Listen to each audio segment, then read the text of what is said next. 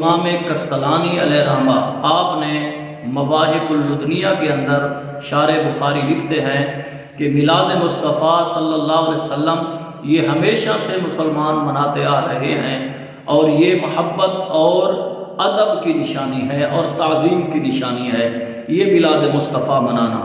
تو سب سے پہلے یہ جو شرک و بدعت کے فتوے لگاتے ہیں اہل حدیث یا دیوبندی حضرات، یہ سالانہ ختم بخاری کرتے ہیں اور ختم بخاری کے اوپر امام بخاری علیہ رحمہ کا تذکرہ کرتے ہوئے یہ کہتے ہیں کہ جب امام بخاری علیہ رحمہ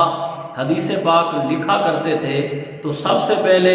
امام بخاری علیہ رحمہ غسل کرتے تھے اور اس کے بعد 2 رکعت نماز نفل پڑھتے تھے، تو اس کے بعد آپ حدیث مبارکہ جو حدیث نبوی صلی اللہ علیہ وسلم لکھا کرتے تھے۔ یہ دیوبندی حضرات بھی اپنے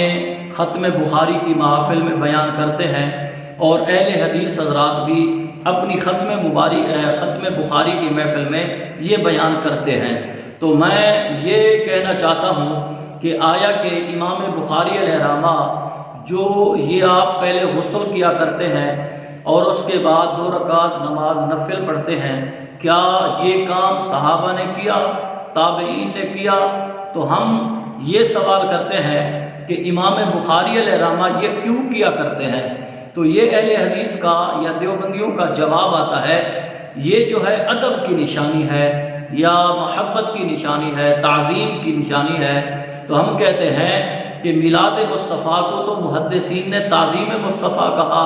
کہ جو بھی میلاد مصطفیٰ صلی اللہ علیہ وسلم مناتا ہے تو یہ تعظیم مصطفیٰ کی نشانی ہے، میلاد منانا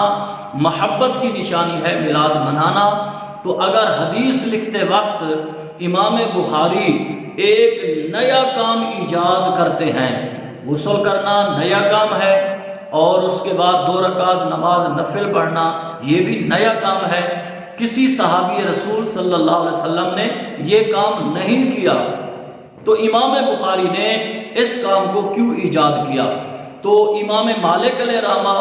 جو معتبر ترین ائمہ مجتہدین میں سے فقہ کے معتبر ترین امام ہیں، حضرت امام مالک جو آپ کی موطا امام مالک بھی ہے اور امام بخاری علیہ رحمہ کی بخاری کتاب سے پہلے لکھی گئی کتاب حدیث کی موطا امام مالک ہے۔ تو امام مالک علیہ رحمہ سے کوئی بندہ حدیث کا مسئلہ پوچھنے کے لیے آتا تو امام مالک علیہ رحمہ سب سے پہلے آپ اپنا تخت بچھاتے اور وہ مختص کیا ہوا تھا کہ وہ تخت بچھاتے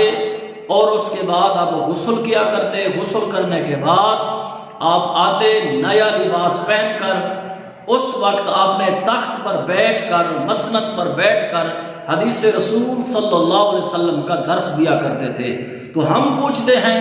یہ امام مالک کیوں کیا کرتے تھے؟ جس طرح یہ سوال کرتے ہیں کہ تم بڑے عاشق ہو، میلاد مصطفیٰ کرتے ہو، کیا ابو بکر صدیق عاشق نہیں تھا؟ کیا عمر بن خطاب عاشق نہیں تھا؟ عثمان غنی عاشق نہیں تھے؟ اور صحابہ کرام کم و بیش جتنا بھی گزرے وہ کیا عاشق نہیں تھے؟ کیا آپ میں زیادہ محبت پائی گئی، آپ زیادہ بڑے عاشق ہیں؟ تو ہمارا سوال تو بنتا ہے کیا امام بخاری علیہ رحمہ بڑے عاشق تھے یا ابو بکر صدیق بڑے عاشق تھے یا امام بخاری بڑے عاشق تھے یا حضرت عمر بن خطاب ہوں، حضرت عثمان ہوں، حضرت مولا علی ہوں، یہ بڑے عاشق تھے؟ تو یہ سوال آپ کا اس طرح کا نہیں بنتا جب امام بخاری ایک بدعت اختیار کر کے، اور یہ اصول ہے محدثین کا، جو بدعتی ہوتا ہے اس سے حدیث لینا مردود ہے اور بدعتی کی حدیث روایت کرنا مردود ہے۔ جو بھی حدیث لے گا کہے گا یہ بدعتی محدث تھا۔ تو امام بخاری سب سے پہلے انہوں نے بدعت اختیار کی، پہلے غسل کرنا اور اس کے بعد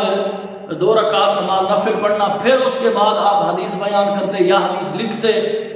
اور اسی طرح امام مالک کا بھی وتیرہ رہا، امام مالک کا بھی علیہ رحمہ کا اس طرح کا طریقہ تھا، لیکن ان کو امام مالک کو کسی نے بدعتی نہیں کہا، امام بخاری کو کسی نے بدعتی نہیں کہا، کیونکہ یہ تعظیم اور محبت کی نشانی ہے۔ تو ہم کہتے ہیں کہ ہم میلاد مصطفیٰ جو کرتے ہیں یہ بھی تعظیم اور محبت کی نشانی ہے، اور اس پر امام کستلانی نے لکھا، اور اس کے بعد امام سخاوی نے لکھا، اور امام سیوطی نے لکھا، اور امام جزری نے لکھا کہ میلاد مصطفیٰ کرنا تعظیم مصطفیٰ کی نشانی ہے، اور میلاد مصطفیٰ کرنا محبت مصطفیٰ صلی اللہ علیہ وسلم کی نشانی ہے۔